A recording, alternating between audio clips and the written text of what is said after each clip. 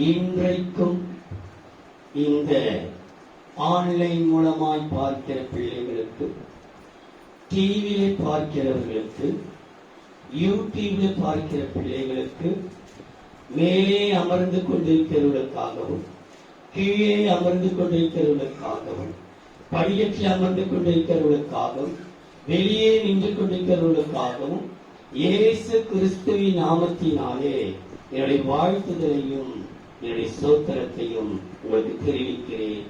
கர்த்தர் உங்களை ஆசீர்வதிப்பாராக. யோவான் எழுதின சுவிசேஷம் 11ஆம் அதிகாரம் 44ஆம் வசனத்தை. அப்போது மரித்தவன் வெளியே வந்தான். அவன் கால்களும் கைகளும் பிரேத சீலைகளினால் கட்டப்பட்டிருந்தது. அவன் முகமும் சீலையால் சுற்றப்பட்டிருந்தது. இயேசு அவர்களை நோக்கி, இவனை கட்டவிழ்த்து விடுங்கள் என்றார். இவனை கட்டவிழ்த்து விடுங்கள் என்றார். யோவான் 11ஆம் அதிகாரம் 44ஆம் வசனத்தை திரும்ப வாசிக்க கேட்கலாம். அப்பொழுது மரித்தவன் வெளியே வந்தான்.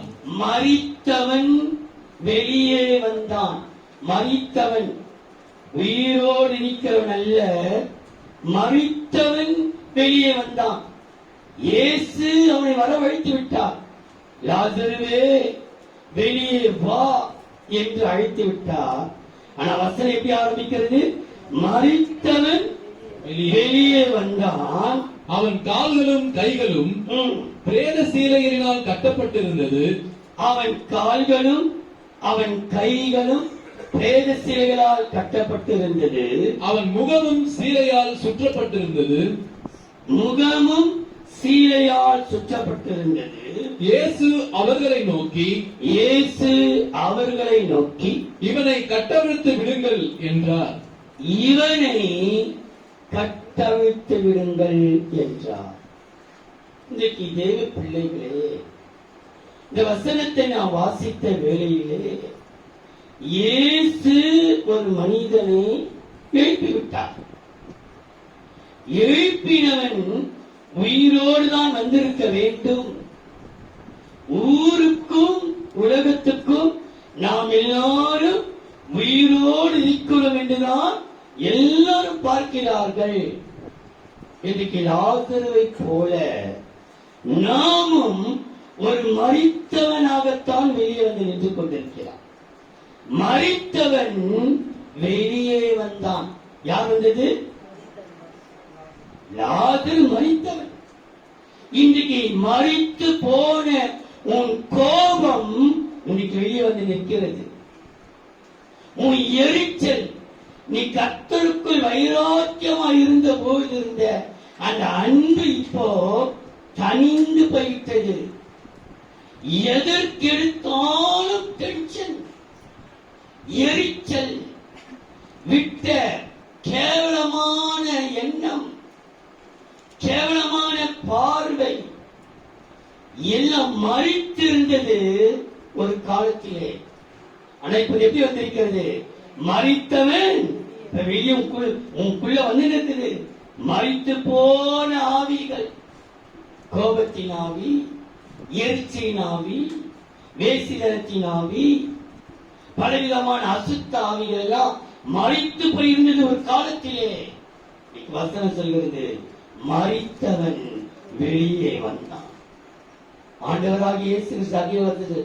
மரித்தவனுடைய சகோதரி என்று போடப்பட்டிருக்கிறது மார்த்தாளை. மரித்தவனுடைய சகோதரி கேட்கிறாள், நாருமே. இன்னைக்கு தேவ பிள்ளைகளே, நம்முடைய வாழ்க்கையிலே, ஆவிக்குரிய வாழ்க்கையிலே நாம் மரித்த நிலைகளில் இருக்கிறோம். முந்தின காலத்தில் இருந்த அந்த பயம் இல்லை, அந்த பரிசுத்தம் இல்லை, அந்த பக்தி இல்லை, ஒண்ணுமே இல்லை. உன்னை சாதாரண இந்த வெள்ளரசை நீ கழிச்சிட்டு வெளியே பட உன்னை யாரு செல்வார்கள்? கிறிஸ்தவ செல்வார்களா? கிறிஸ்தவ என்று செல்வார்களா? என்னுடைய வாழ்க்கையே சீர்கெட்டு போயிருக்கிறது. இயேசு மரித்தவனை உயிரோடு எழுப்பினார். லாசருவே வெளியே வா என்று அழைத்தார். வசனம் சொல்கிறது, மரித்தவன் வெளியே வந்தான். என்று நீங்கள் வாசித்து பாருங்கள். எபேசியர் 2ஆம் அதிகாரம் 1ஆம் வசனம் 5ஆம் வசனம். அக்கிரமங்களினாலும் எபேசியர் அதிகாரம் 1ஆம் வசனம் 5ஆம் வசனம். அக்கிரமங்களினாலும் எதினாலே? அக்கிரமங்களினாலும் பாவங்களினாலும் பாவங்களினாலும் மரித்தவர்களாய் இருந்த உங்களை உயிர்ப்பித்தார். உங்களை என்ன எப்படி செய்தாரா? உயிர்ப்பித்தார். ஆனா உயிர்ப்பித்த நீ மரித்தவனாகத்தான் மற்றவர்களுக்கு வெளிப்படுற. இது நீ ஆவிக்குரிய வாழ்க்கையில உயிரடையாமல் இருக்கிறார். 5ஆம் வசனம். அக்கிரமங்களில் மரித்தவர்களாய் இருந்த நம்மை கிறிஸ்துவுடனே கூட உயிர்ப்பித்தார். நம்மை உங்கள் என்று சொல்லிவிட்டு அங்க என்ன சொல்கிறது? நம்மை உயிர்ப்பித்தார். நம்ம இந்த பூமியிலே பரிசுத்த வாழ்க்கை வாழ, தேவனை போல பிரகாசிக்க, தேவனை பிள்ளைகளாக காட்டத்தான் நம்ம உயிர்ப்பித்தாரை தவிர மரித்தவனாய் வெளியே வருவதற்காக அல்ல. தேவ பிள்ளைகளே, நீங்க அந்த வசனத்தை நீங்க பாருங்கள்.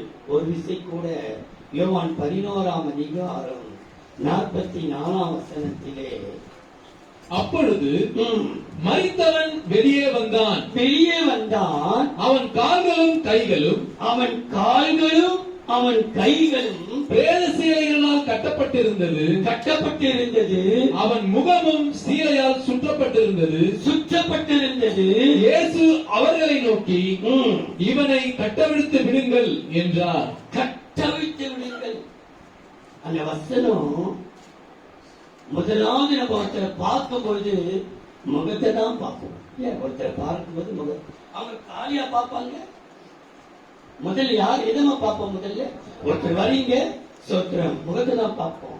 ஆனா வசனம் சொல்கிறது, அவன் கால்கள் கட்டப்பட்டு, அடுத்தது அவன் கைகள் கட்டப்பட்டு, மூன்றாவது தான் அவன் முகம் கட்டப்பட்டதாக வேதம். அப்போ நான் இந்த ஏன் கர்த்தர் கால்களை முன்பாகவும் முகத்தை மூன்றாவதாக வைத்து சொன்னார் என்று நான் தியானிக்க வருகிறேன். இயேசு நம்முடைய கால்களை கட்டவிட்டு சிலரை நடக்க பண்ணுகிறார். நம்முடைய கால்கள் இன்றைக்கு ஆவிக்குரிய வாழ்க்கையிலே கட்டப்பட்டிருக்கிறது.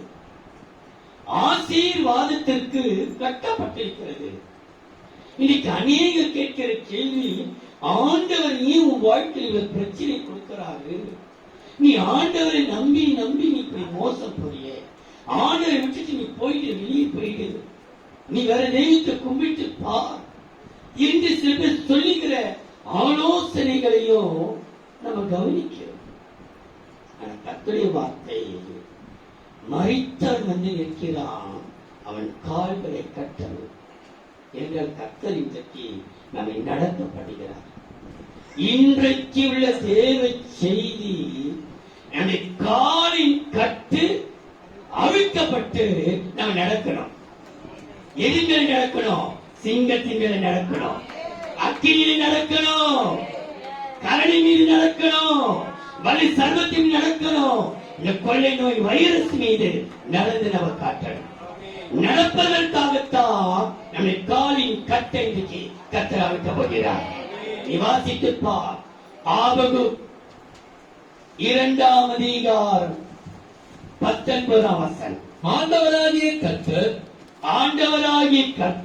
என் பலன், அவர் என் கால்களை மான் கால்கள் போலாக்கி, என் கால்களை மான் கால்கள் போலாக்கி, உயரமான ஸ்தலங்களில் என்னை நடக்க பண்ணுவார். என்ன நடக்க பண்ணுவாரா? உயரமான ஸ்தலங்களிலே என்னை நடக்க பண்ணுவார். என்னை நடக்க பண்ணுவார். ஆகையினாலே இந்த செய்தியுடைய முதல் பாக காலை குறித்து இன்றைக்கு நடக்க பண்ண போகிறதை குறித்து நான் தியானிக்கிறேன். வசனமே எப்படி ஆரம்பிக்கிறது? அவன் கால்களும் அவன் கைகளும் அவன் முகமும் கட்டப்பட்டிருக்கிறது. இந்த கால்களை தியானிப்பதற்கு முன்பாக ஏன் கை கட்டப்பட்டிருக்கிறது கையை உயர்த்தணும், ஏன் முகம் மூடி இருக்கிறது என்கிறத அந்த 2 வசனத்தை சொல்லிச்ச பிற்பாடு தேவி செய்திக்குள் கடந்து செல்லுகிறேன். 1 தீமோத்தேயு 2ஆம் அதிகாரம் 8ஆம் வசனம். அன்றியும் 1 தீமோத்தேயு 2ஆம் அதிகாரம் 8ஆம் வசனம். அன்றியும் புருஷர்கள் கோபமும் தர்க்கமும் இல்லாமல் எப்படி இருக்கணுமா? கோபமும், குழந்தைகள் அல்ல, வாலிபன் அல்ல, புருஷர்கள். நீ புருஷனை போல காணப்பட்டு ஆவிக்குரிய வாழ்க்கையில நல்ல வளர்ச்சி. புருஷனாயிருக்கிறது யாரு? புருஷங்கள் என்ன அர்த்தம்? நல்ல மெச்சூர்டு, நல்ல வளர்ச்சி அடைந்தவர்கள் புருஷர்களாயிருங்கள். பரிசுத்தமான கைகளை உயர்த்தி, கை இப்ப கட்டப்பட்டிருக்கிறது. அந்த கை எங்க எப்படிப்பட்ட கையா மாறணும்? பரிசுத்தமான கைகளை உயர்த்தி எல்லா இடங்களிலேயும் ஜெபம் பண்ண வேண்டும் என்று விரும்புகிறேன். உன்னை ஜெப வாழ்க்கைக்கு தடையாய் உன் கைகளை கர்த்தர் கட்டி வச்சிட்டு இருக்கிறான் பிசாசு. கர்த்தர் பார்க்கிறார். அவன் கைகள் கட்டப்பட்டிருக்கிறது. வேதத்தை எடுக்க முடியாத அளவுக்கு, வேதத்தை வாசிக்க முடியாத அளவுக்கு, கையை உயர்த்தி ஜெபிக்க முடியாத அளவுக்கு, உன் வீட்டில் துதிக்க முடியாத அளவுக்கு உன் கைகள் கட்டப்பட்டிருக்கிறது. என்னாகமம் 6ஆம் அதிகாரம் 25, 26. கர்த்தர் தம்முடைய முகத்தை, என்னாகமம் 25, 26. கர்த்தர் தம்முடைய முகத்தை உன்மேல் பிரகாசிக்க பண்ணி உன்மேல் கிருபையாய் இருக்க கடவர். கர்த்தர் தம்முடைய முகத்தை உன்மேல் பிரசன்னமாக்கி உனக்கு சமாதானம் கட்டளையிட கடவர் என்பதே. நீ சமாதானத்தோடு வாழ வேண்டும் என்பது தேவனுடைய விருப்பம். ஆனா பிசாசோ அதை சமாதானம் நம்ம முகத்தை முடிச்சிருக்கலாம். முகமெல்லாம் மூடி போயிருக்கிறது. எங்கே சமாதான நாடிட போகிறார்கள்? சமாதானமாகாதபடிக்கு உன் சமாதான வாழ்க்கையும் மூடப்பட்டிருக்கிறது. தேவ பிள்ளைகளே, ஆண்டவருடைய வார்த்தை, என் பிள்ளைகளை உயர் ஸ்தலங்களில் என்ன நடக்க வேண்டும், அவன் காலின் கட்டை அவிழ்த்து. இன்றைக்கு கர்த்தர் உயரமான ஸ்தலங்களிலே நடக்கப்படவில்லை. ஒரு வசனம் உண்டு பாருங்கள்.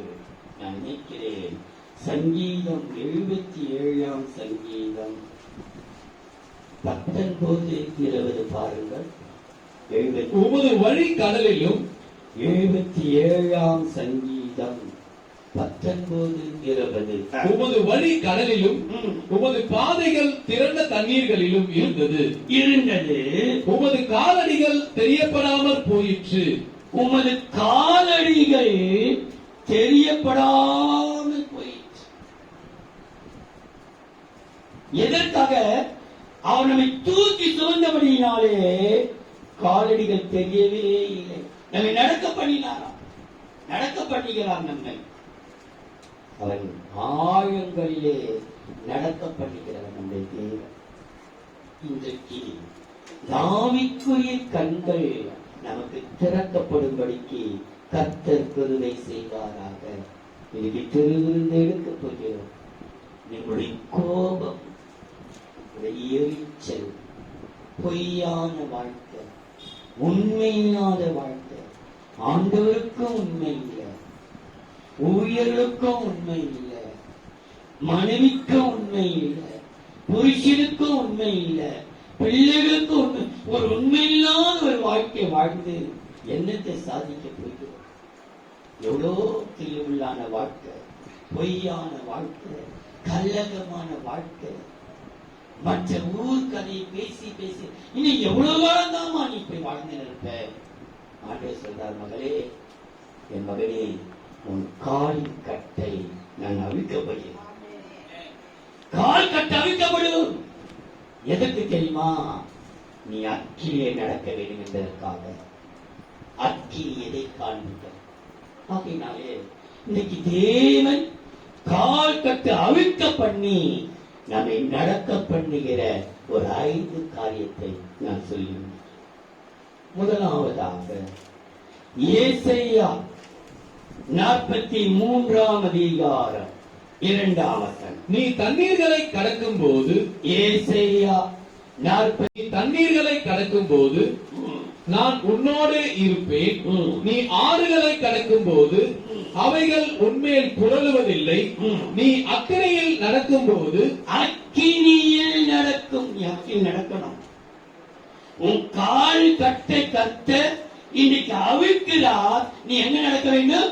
அக்கினிலே நடக்கும் போதும் வேகாதிருப்பாய். நீ அக்கினியில் நடக்க வேண்டும் என்பது தேவனுடைய சித்தம். சாத்ராக், மேஷாக், ஆபேத்நேகோ கட்டுண்டவர்களால் அக்கினியில் தள்ளப்பட்டார்கள். நீ யோசித்து பாருங்கள். நம்முடைய தேவன் சர்வ வல்லவர், மகாதேவன், சக்தி படைத்தவர், எல்லாம் உண்டு. அந்த நிமிஷத்திலே 7 மடங்கு அக்கினியை கொளுத்துறான். அவன் கீழ்படியாதினாங்க பயங்கர அக்கினி எரியுது. இந்த 3 பேரும் வேண்டிக்கொண்டு, ஆண்டவரே ஆண்டவரே உம்மை நம்பி இருக்கிறேன், மழை அனுப்பும் மழை அனுப்பும் மழை வேண்டிக்கொண்டு. எங்களுக்கு தெரியாது மழை வரவே இல்லை அனுப்பதற்கு. எரியுது, கதகதக அக்கினி எரியுது. பூச்சி தள்ளினார்கள். அக்கினியை தள்ளினாலும் வேகாதிருப்பாய். அதன் அர்த்தம் அவங்க மேல அக்கின் சாயல் வீச நாத்தமே அது எரிஞ்சு நாத்தி ஒரு முடி கூட கருகலையா. அப்படியே தேவன் அவரை காப்பாற்றி ராஜா அதிர்ந்து நம்ம 3 பேர் தள்ளுமே 4வது நாள் அப்படி நடக்கிற அக்கினி நடக்கிறாங்களே, அக்கினி நடக்கிறாங்களே. தேவ பிள்ளையே, நீ அக்கினியில் நடக்க வேண்டும் என்பது தேவசி. முந்திக்கு கட்ட உன் காலின் கட்ட அவிழ்க்கிறார். அக்கினி என்றால் என்ன என்று உங்களுக்கு சொல்லுகிறேன். சங்கீதம் 57 சங்கீதம் 4 வசனம். என் ஆத்துமா 57 சங்கீதம் 4 வசனம். என் ஆத்துமா சிங்கங்களின் நடுவில் இருக்கிறது. எங்க இருக்கிறது? சிங்கங்களின் நடுவில் இருக்கிறது. தீயை இறைக்கிற மனுபுத்திரருக்குள்ளே கிடக்கிறேன். தீயை இறைக்கிறார்கள். நெருப்பு, அக்கினி, தீ எல்லாம் தீயை இறைக்கிற எடுத்து நம்ம மேல நெருப்பவார். செப்படி வார்த்தை நெருப்பார். போதுப்பா, திரும்பி வருமா? கண்டிப்பா வரும். திரும்பி வருவோம். என்னென்ன பேசட்டும். தீயை இறைக்கிற என்னுடைய ஆத்மா எங்க இருக்குது? தீயை இறைக்கிறது. நெருப்பு வார்த்தை நாசமா போவது. நீ என்ன சாப விட்டாலும் எங்களை அணுகவே அணுகாது. நீ இப்படிதான் இருப்ப சொல்லுவ, கத்தில உயர்த்தி மேலே வைப்பார். நீ ஒண்ணுக்கு உதவா கரண் சொல்வார்கள். உன்னக்கும் யோசிப்பே உன்னை கொடுத்தான் அனைவரும் ஆசைக்கப்படுகிறார்கள். இன்னைக்கு நம்ம தீயை இறைக்கிற மனுபுத்திரருக்குள்ளே கிடக்கிறேன். அவர்கள் பற்கள் ஈட்டிகளும். அவ பள்ளி எப்படியா? பள்ளி எப்படிமா? சிரிச்சாதான பள்ளி தெரியும். சிலது சிரிக்கும், அது ஆபத்து. ஐயோ இப்படி சிரிக்குதே, இன்னக்குள்ள தள்ள போதும் தெரியலையே, சிரிச்சாபத்து சொல்லுவாங்க. சிரிக்கும் பெண்ணை நம்பாதே, சீரும் பாப்ப நம்பு. சிரிக்கும் பெண்ணை நம் பல்லரைனாவா ஈட்டி அம்புகளும். பல்லு ஈட்டியும் அம்புகளும். அவர்கள் நாவு கருக்கான பட்டயமாய் இருக்கிறது. அப்ப நெருப்பு நடு பாடுகள் மத்தியில் நடக்கப்பட போகிறார். பாடுகளை கருதி சோர்ந்து போயிடாதே. ஏன்பா இவ்வளவு பாடுகள் அனுமதிக்கிறேன்? இன்னும் ஆண்டவர் இந்த பாடு மத்தியில் நடக்க போகிறார். இந்த பாடு மத்தியில் நடக்க நடக்க நடக்க உனக்கு ஒரு செழிப்பான இடத்தை கற்றுக் கொடுக்கிறார். அல்லேலூயா. நெருப்பு நெருப்பு ஈட்டி எடுத்து குத்துறாங்க. அவன் பல்ல காமிச்சாலே போது ஆபத்து. நீ நினைச்சுக்கோ, இன்னைக்கு நோய் சிரிச்சு நின்னாண்டு சிரிச்சு வந்தா அது ஆபத்துல போய் முடியும். நம்ம தோற சிரிக்கிறாரு, இன்னான்னு தெரியல. இந்த தொசானியம்மா சிரிக்குது, என்ன குட்டக்களை பேரு பண்ணி வச்சுட்டே தெரியாது. பல்ல காய்ச்சாலே ஆபத்து. நீங்க சில பேர் பார்த்தீங்களா, நல்ல விஷத்தை குச்சி அப்படியே சிரிக்கும், தேவையும். மணவாட்டியை பார்த்து மணவாளன் சொல்ற, என் மணவாட்டியே, உன் உதடுகள் பாலும் தேனும். இன்னைக்கு நம்ம மணவாட்டி எல்லாம் பாம்பும் தேனும் பாலா இருக்குது, பாம்பும் தேனுமா தான் இருக்குது. வாயை திறந்தாலே கொட்டுது கொட்டுது, கொடுக்கு சாத்தியாச்சு, சீருது. அப்படியே வசனம் சொல்கிறது பாருங்கள். 1 பேதுரு 4ஆம் அதிகாரம் 12, 13, 14.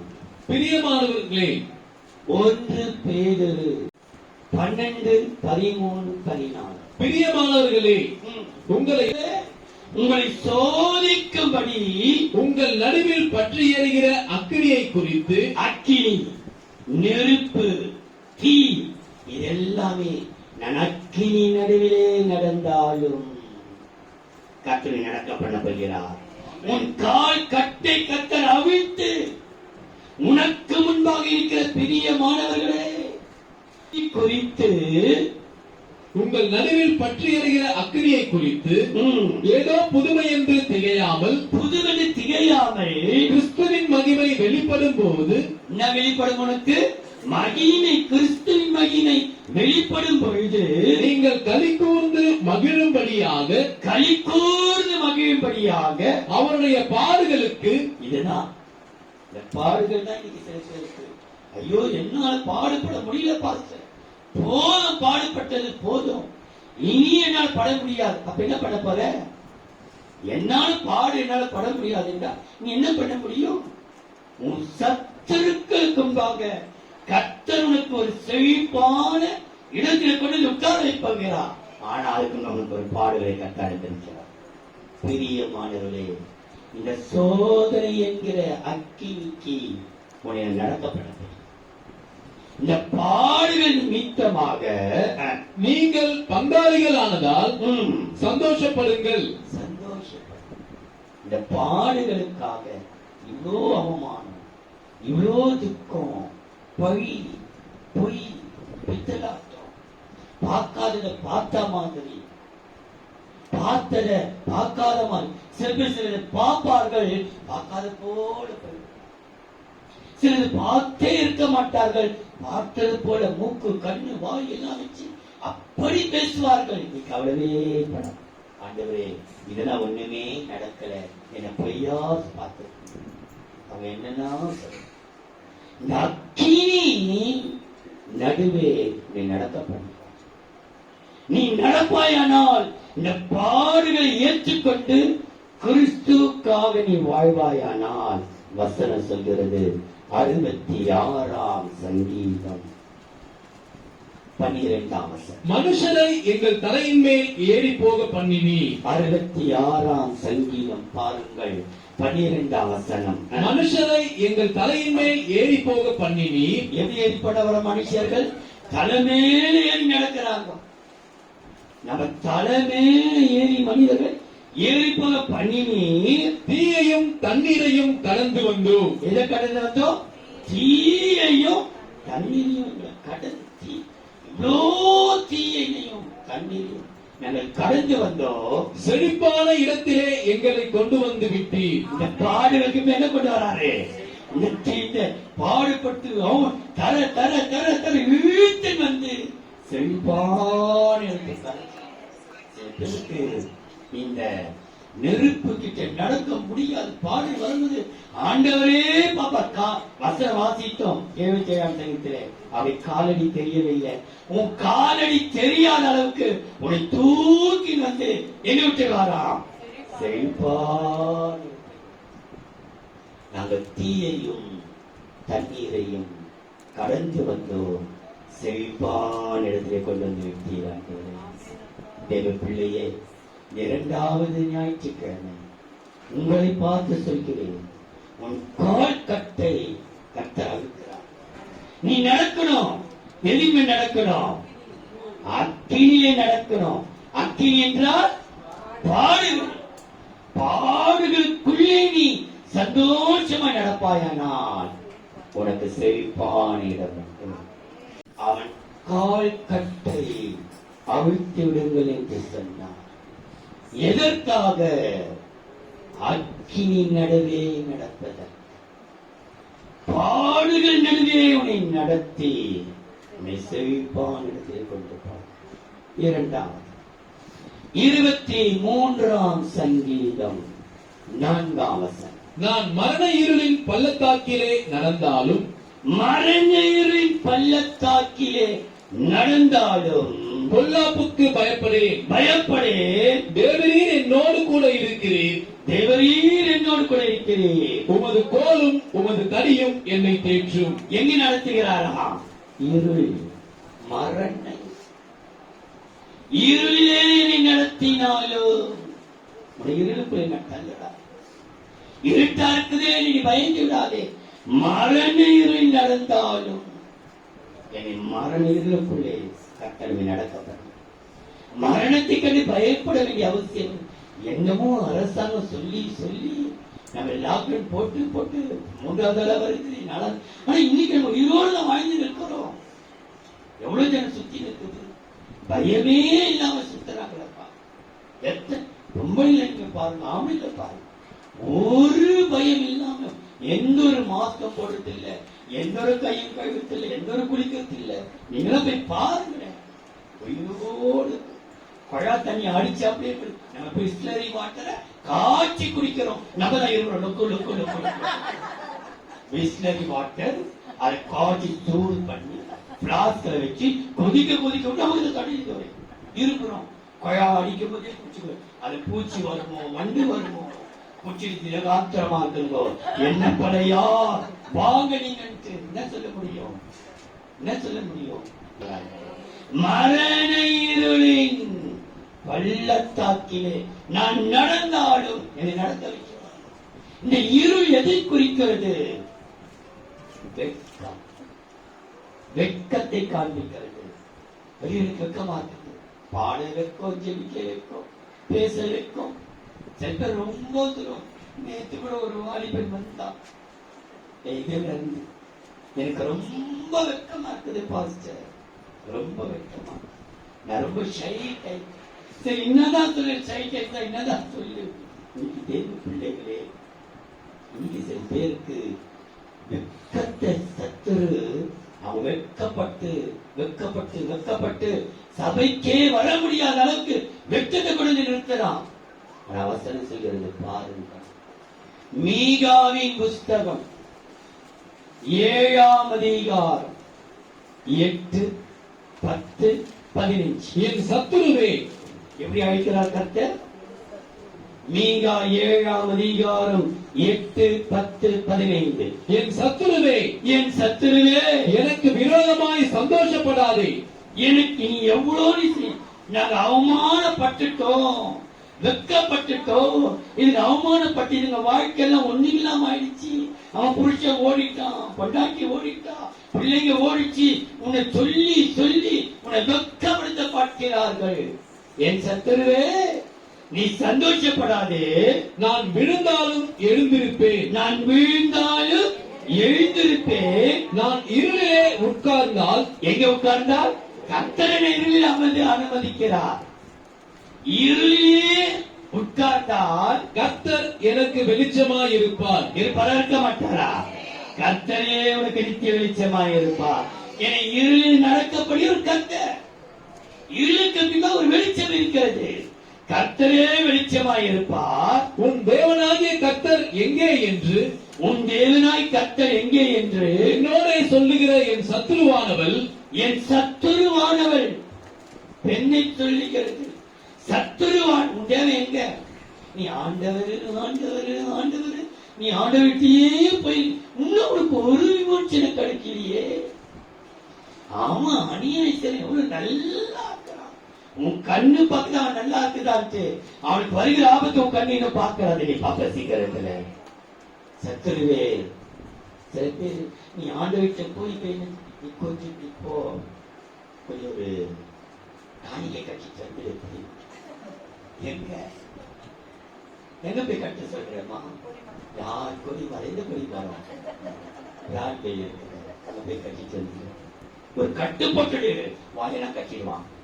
கை ஒண்ணு நம்ம கட்டவே முடியாது. இயேசுக்கு தெரியும், லாசருவே வெளியே வா. அவன் வாய் கட்டப்பட்டிருக்கிறது, அவன் முகம் கட்டப்பட்டிருக்கிறது, அவன் காலில் கட்டப்பட்டிருக்கிறது. கட்டவிழுங்கள், கட்டளை கட்டளை கல்லவராயிருக்கிறார். எந்த மாய மந்திரவாதிக்கு போக வேண்டிய அவசியம் இல்லை. உன்னை சும்மா கூப்பிடுவான். உன் புருஷன் கையிலே இருக்கணுமா?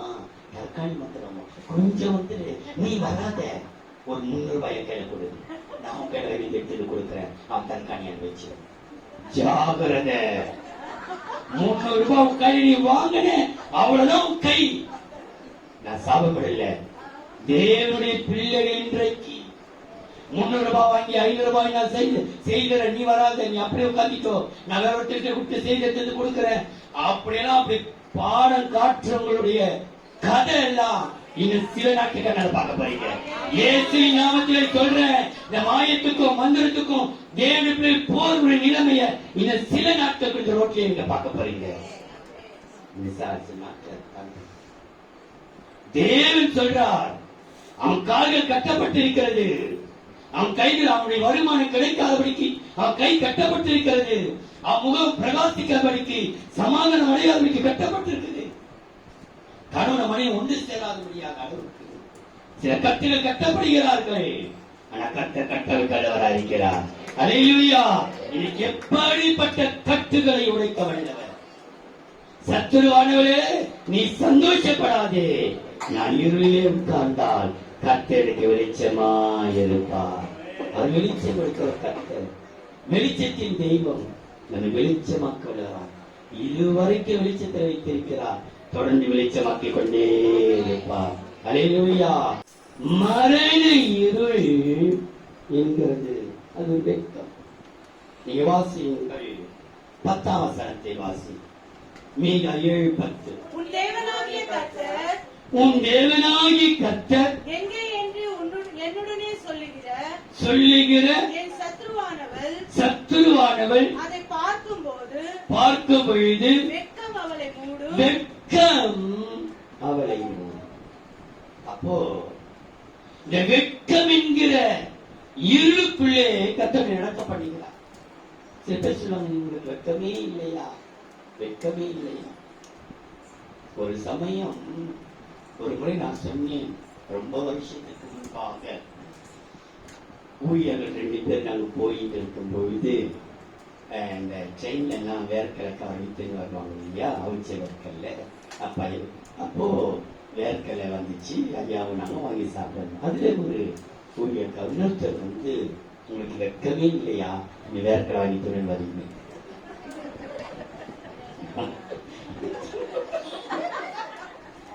என்ன சொல்ல முடியும்?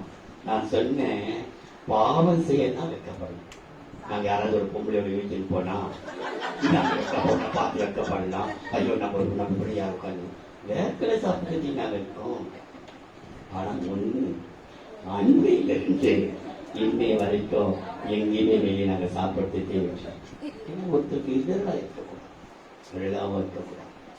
தேவ பிள்ளையே, ஆனா வசனம் சொல்கிறது, இந்த வெட்கத்துக்குள்ளே கர்த்தர் நடத்தப்படுகிறார். மரண இருள். ஆனா வசனம் சொல்கிறது 15ஆம் வசனம், நீ எகிப்து தேசத்திலிருந்து புறப்பட்ட நாளிலே நடக்கப்படுகிறார். எவ்வளவு வெட்கத்தோடு நீ அவன் நடந்த எகிப்திலே அவமானம், அடி, உத, வெட்கம், பாடு, துக்கம்.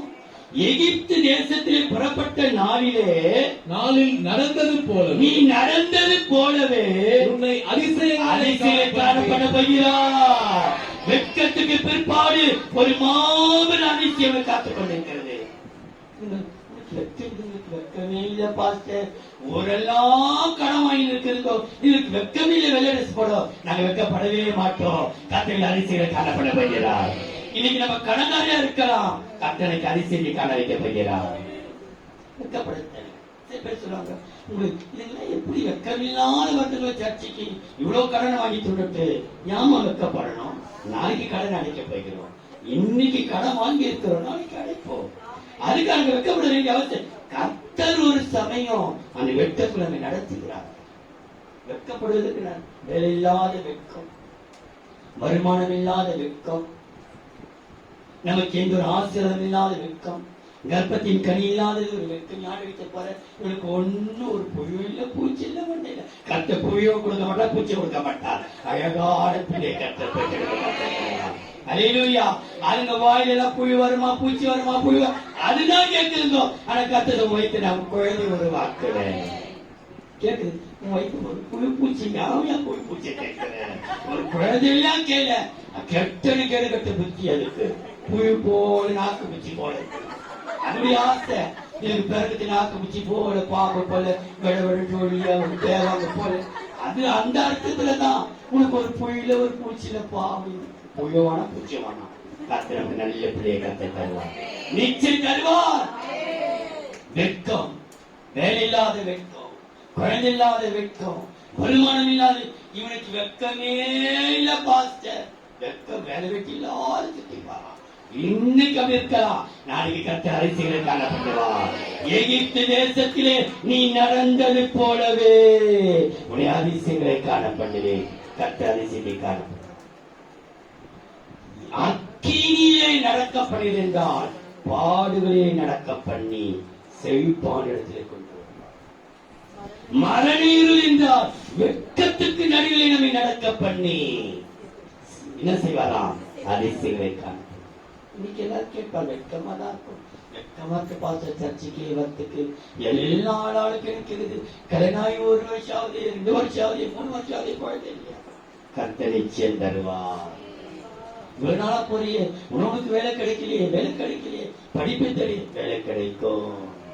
எல்லா வெட்கத்தையும் கர்த்தர் மாற்றி அமைக்க வல்லவராய். 3 ரோமரின் புஸ்தகம் 8ஆம் அதிகாரம் 14:28. மேலும் எவர்கள் 8:14-28. மேலும் எவர்கள் தேவனுடைய ஆவியினாலே நடத்தப்படுகிறார்களோ அவர்கள் தேவனுடைய புத்திரராய் இருக்கிறார்கள். ஆவியை நடக்கணுமா? எதை நடக்கணும்? ஆவியை நடக்க பண்ணணும். இந்த ஆவி இன்று எதை காட்டுகிறது என்றால், ஆவி என்றாலே கர்த்தர் என்னை ஆவியிலே நடத்தி கொண்டு போனார். ஆவி இந்த அன்புக்குள்ளே நடத்தப்படும். ஆண்டு பிள்ளைகளுக்கு அடையாளமே அன்புதான். தேவன் அன்பாகவே இந்த எரிச்சல், இந்த கசப்பு, டென்ஷன், இந்த கேவலமான வார்த்தைகள், சில வார்த்தைகள் இன்னைக்கு சில பேர் சொல்கிறார், அன்பு இல்லை நம்முடைய வாழ்க்கையில். அன்பில்லாத இனி ஆவியிலே நீ நடக்க பண்ணி. எதற்கு? 28ஆம் வசனம். அன்றியும் அவருடைய தீர்மானத்தின்படி அழைக்கப்பட்டவர்களாய் தேவனிடத்தில் அன்பு கூறுகிறவர்களுக்கு சகலமும் நன்மைக்கு ஏதுவாக, சகல நன்மையும் என்ன நன்மையா? சகல நன்மைக்கு ஏதுவாக நடக்கிறது. எது நடத்தாலும் உனக்கு சகல நன்மை கிடைக்கும். ஆவியிலே நடத்தப்படுவது என்றால் நம்ம அன்பு கர்த்தர் எதிர்பார்க்கிறோம். அன்பில்லாமல் காணப்படுவது. இன்னைக்கு நம்ம வாயை திறந்தாலே எரிச்சல், கோபம், கெட்ட வார்த்தைகள், தூஷணமான வார்த்தைகள், தூஷணமான எப்படி பழகிக் கொள்கிறார்களோ அந்த வார்த்தை நம்ம வாயிலே பிறக்கவே. கெட்ட வார்த்தைகள் நம்ம வாயில் பிறக்கலாகாது, உச்சரிக்கவே கூடாது, உச்சரிக்கவே கூடாது. சில பேர் என்ன சொல்லுவார்கள், பாஸ்டர் அங்க போனாமே ஐசி பாஷை கத்துட்டா பயமா இருக்கும். அப்ப ஐசிஎப்ல நிறைய பாஷை இருக்கு, கெட்ட வார்த்தைகள், கேவலமான வார்த்தைகள். அப்போ ஐசிஐ பாஷை, எம்ஆர்எஃப் பாஷை, ரயில்வே பாஷை, பிடிசி பாஷை, எல்லாம் ஒரு கம்பெனி ஒரு பாஷை கற்றுக் கொடுக்குறாங்க. ஐடி கம்பெனி ஒரு பாஷை, எல்லாருக்கும் ஒரு பாஷை உண்டு. நான் நினைக்கிறேன் எந்தெந்த ஒரு பெரிய பெரிய ஸ்தாபனுக்கு அந்த பாஷைகள் மாறும். ஆனா கர்த்தருடைய பாஷையை மாறாதபடி கர்த்தர் காப்பாராக. அந்நிய பாஷை தான் நம்ம வர வேண்டும் தவிர அசுத்த வாட்சிகள் வாயில் வரவே கூடாது. நீங்க வாசித்து பாருங்கள். கலாத்தியர் 5ஆம் அதிகாரம் 18. ஆவியினால் நடத்தப்படுவீர்களானால், கவனிங்க பாருங்க. கலாத்தியர் ஆவியினால் நடத்தப்படுவீர்களானால் நடத்தப்படுவீர்களானால் நீங்கள் நியாயப்பிரமாணத்திற்கு கீழ்ப்பட்டவர்கள் அல்ல. அல்ல. 28, 22. ஆவியின் கனியோ ஆவியின் கனியோ அன்பு. எப்படி ஆரம்பிக்கிறது ஆவியின் கனி? முதல் கனி அன்புதான். முதல் கனி ஆவியை நடத்தப்படுவதற்கு முதல்ல அன்புதான். அதுக்கப்புறம் தான் வம்பு தும்பு அம்பு எல்லாம் அப்புறம் தான். இன்னைக்கு இன்னிடத்துல அம்புதான் பாயுது. இன்னைக்கு நிறைய பேர் பார்க்கும். தேவ பிள்ளையே, அன்பு 2 தெசலோனிக்கேயர் 3ஆம் அதிகாரம் 5ஆம் வசனம். கர்த்தர் உங்கள் இருதயங்களை 2 தெசலோனிக்கேயர் 3:5. கர்த்தர் உங்கள் இருதயங்களை தேவனை பற்றும் அன்புக்கும் அன்புக்கும் கிறிஸ்துவின் பொறுமைக்கும் பொறுமைக்கும் நேராய் நடத்துவாராக. எங்க நடத்துவாராக? அன்புக்கும் பொறுமைக்கு நேராக ஆவியில் நடத்தப்படுது என்றால் அது அன்பு, அது பொறுமை. ரொம்ப கிறிஸ்தவ வாழ்க்கை என்பது ரொம்ப பொறுமை, ரொம்ப பொறுமை, அன்பு, பொறுமை. ஒரு வாட்டி இந்த ஒரு ஃபாதர் இடத்திலே ஒரு பையன் புதிதா வந்து வேலை செய்யலாம். அவர் ரொம்ப அன்பு, ரொம்ப சாந்த, ரொம்ப கோபமே, அவருக்கு கோபமே. அதனால இந்த பையன் வந்து அவரை சோதித்து பார்க்கணும்னு சொல்லி ஒன்று ஃபாதர் காப்பி கொண்டு வரணும். வேண்டாம்ப்பா. ஃபாதர் டீ கொண்டு வரணும். வேண்டாம். ஃபாதர் பால் கொண்டு வரணும். வேண்டாம். இப்படி ஒரு 7 வாட்டி அன்பினாலே வேண்டாம்ப்பா, வேண்டாம்ப்பா, வேண்டாம்ப்பா, 8 ஃபாதர் மறியில போய் வரைக்கும் உங்க அன்பு சோதிக்க பார்த்தேன். இன்னைக்கு தேவ பிள்ளையே, அன்பு எல்லாத்துக்கும் பிரதானம். அன்பையும் பொருள் ஆவிலே நடக்க பண்ணினார். எதற்காக? சகல நன்மை கொடுத்ததற்காக. இன்னைக்கு அன்புதான் ஆவிலே நடக்க பண்ணி சொன்னா அன்பில கத்த நடந்து கொள்ள கர்த்தர் கிருபை செய்வாராக. 4வதாக பாரு. அவன் கால்களும் அவன் கைகளும் அவன் முகங்களும் கட்டப்பட்டிருந்தது. இயேசு கட்டவுங்கள் என்றார். கால் கட்டு அவிழ்க்க பண்ணி அவர் நடக்க பண்ணுகிறார். எங்கே நடக்க பண்ணுகிறார்? அக்கினி என்கிற பாடுகள் மத்தியிலே நடக்க பண்ணி செழிப்பான இடத்திலே கொண்டு வருகிறார். 2வது, மரண இருள் என்கிற வெட்கம் என்கிற பாதையிலே நடக்க பண்ணி அதிசயத்தை காண பண்ணுகிறார். ஆவி என்கிற பாதையிலே நடக்க பண்ணி அன்புக்குள்ளே நடத்தி சகல நன்மையும் வழங்குகிறார். 4வது, 3 யோவான் 1ஆம் வசனம், 3ஆம் வசனம், 4ஆம் வசனம். மூப்பனாகிய நான் 3 யோவான் ஒரே அதிகாரம். அதுல 4ஆம் வசனம். மூப்பனாகிய நான் சத்தியத்தின்படி நேசிக்கிற சத்தியத்தின்படி நேசிக்கிற பிரியமான காயுவுக்கு எழுதுகிறதாவது சகோதரர் வந்து நீ சத்தியத்தில் நடந்து கொள்ளுகிறாய் என்று. எதில் நடந்து கொள்கிறார்? சத்தியத்தில் நடந்து கொள்கிறாய் என்று உன்னுடைய உண்மையை குறித்து சாட்சி கொடுத்த போது மிகவும் சந்தோஷப்பட்டேன்.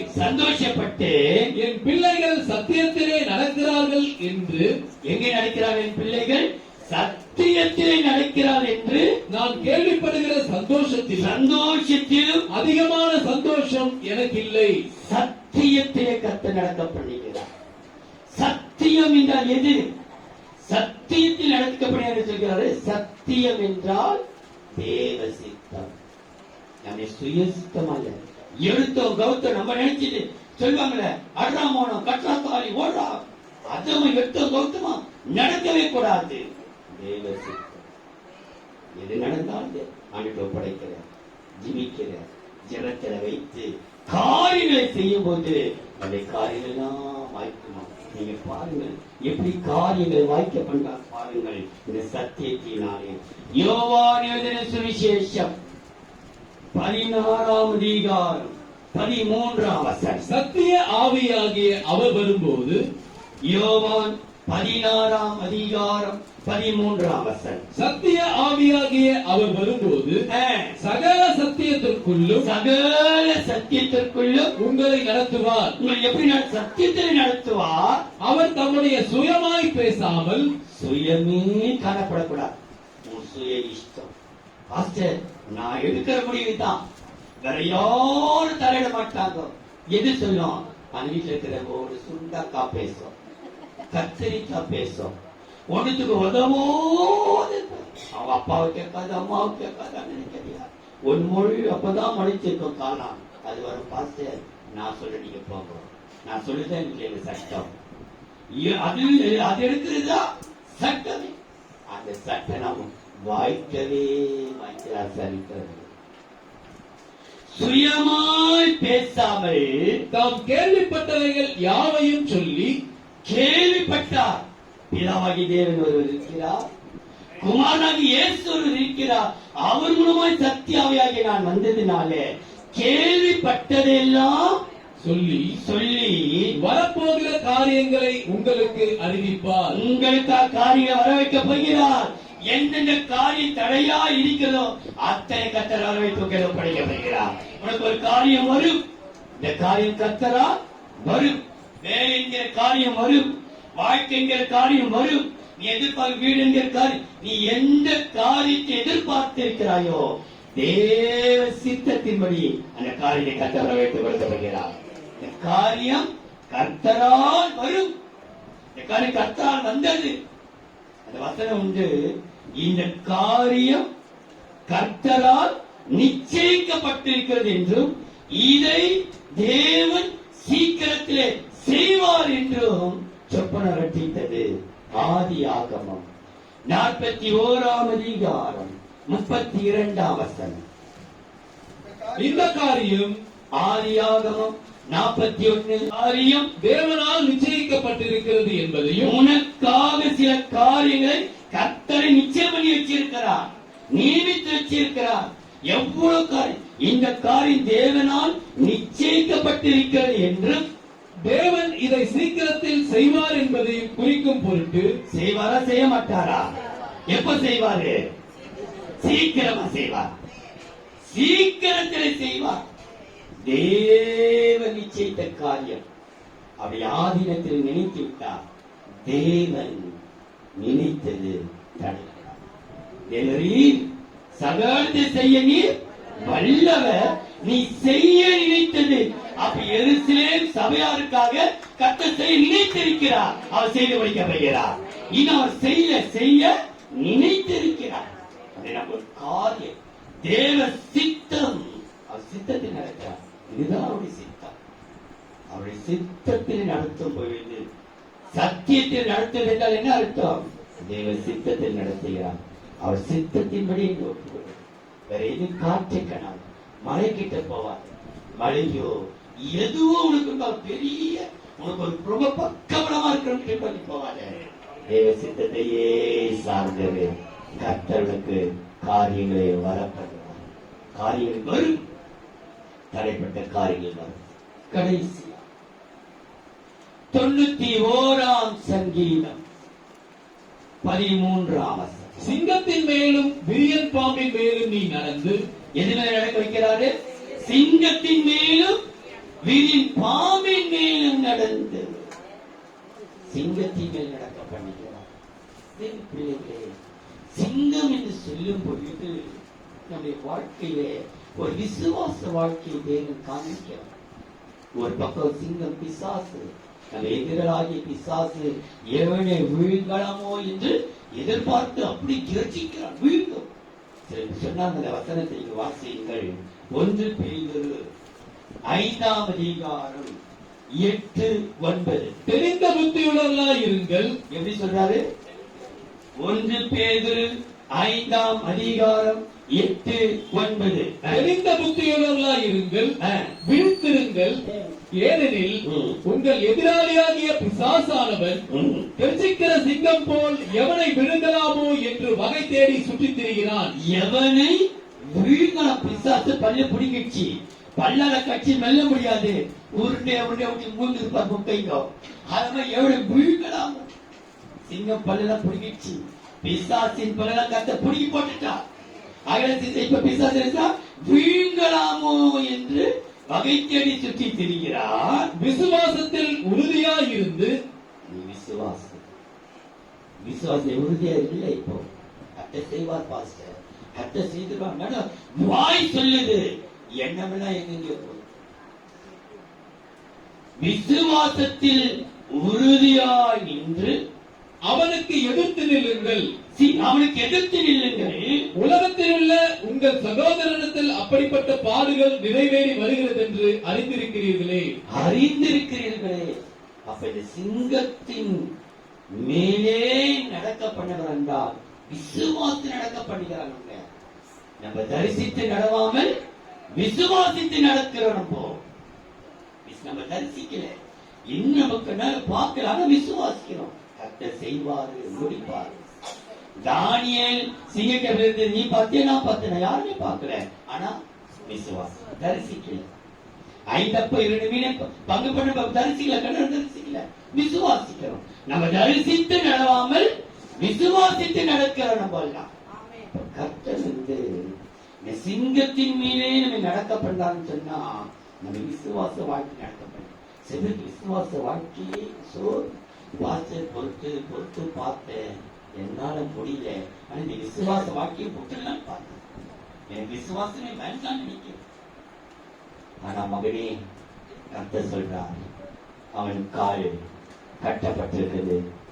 விசுவாசத்திலே நடக்க முடியாதபடிக்கு, விசுவாசத்திலே உறுதியை நிற்க முடியாதபடிக்கு அவன் கால் கட்டப்பட்டது. இங்கேயும் போலாம், அங்கேயும் போலாம், தப்பு இல்லை. இதையும் செய்யலாம், அதையும் செய்யலாம். இப்படி தடுமாற வைக்கிற அந்த கூட்டத்தை விட்டு நம்ம விலகி விசுவாசத்தில் உறுதியாக இருப்போம். விசுவாசத்திலே உறுதியா இருப்போம். ஆனால் கர்த்தர் செய்கிறதை பாருங்கள்.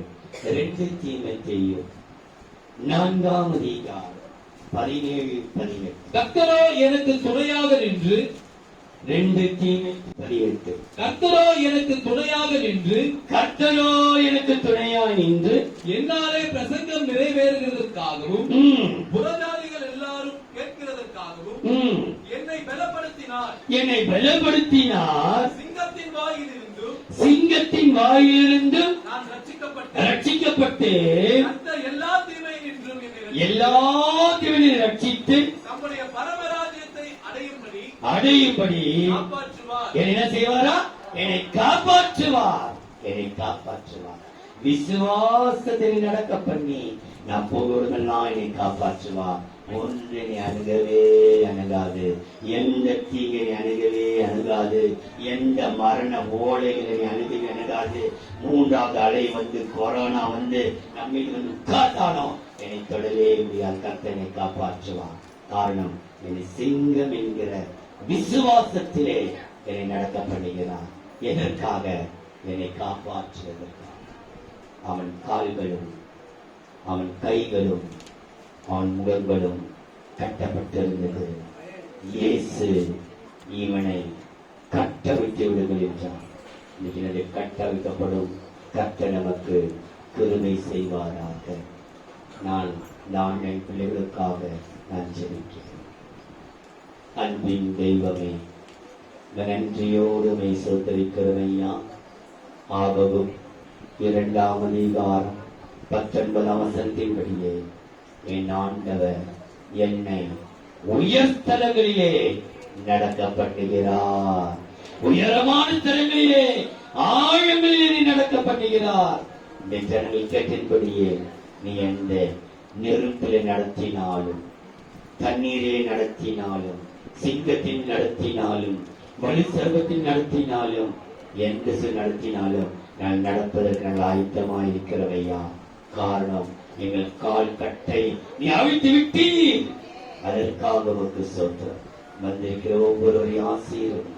எல்லாவற்றுக்கும் மேலால் ஆன்லைன் மூலமாய் பார்க்கிறவர்கள், யூடியூப் மூலமாய் பார்க்கிறவர்கள், டிவியிலே பார்க்கிறவர்கள், மேலே அமர்ந்து கொண்டிருக்கிறவர்கள், கீழே அமர்ந்து கொண்டிருக்கிறவர்கள், படியில் அமர்ந்து கொண்டிருக்கிறவர்கள், வெளியே நின்று கொண்டிருக்கிறவர்கள், ஒவ்வொருடைய கட்டுகளையும் கர்த்தர் கட்டமைப்பீராக, நடக்க பண்ணுவீராக, ஆசீர்வதிப்பீராக. இயேசுவின் நாமத்தில் பிதாவே. ஆமென்.